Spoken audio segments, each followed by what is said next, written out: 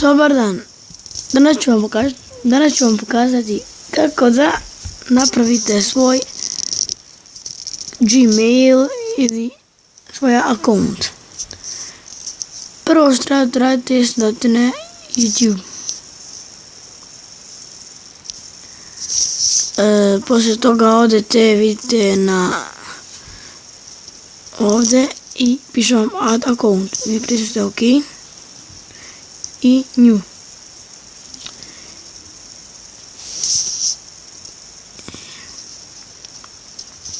I kao na primjer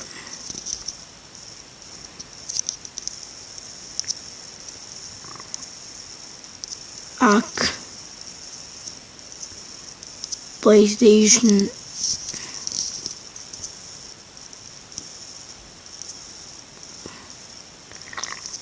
Gamer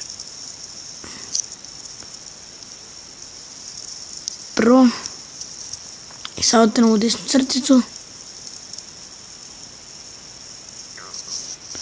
Evo vidite email, na primjer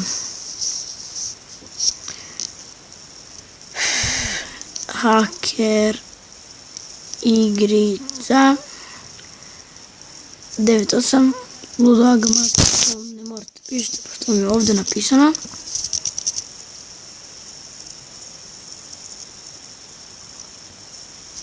Sinut ću vam password i evo.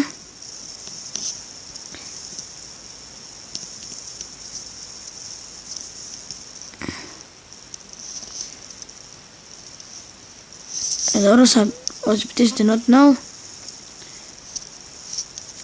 Ne morate ništa. I accept. Saving account. Eto, ćete napišete ovo.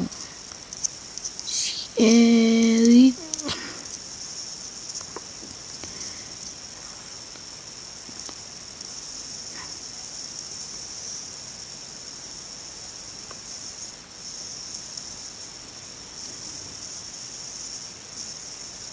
I dobro, samo pritisnete ovo.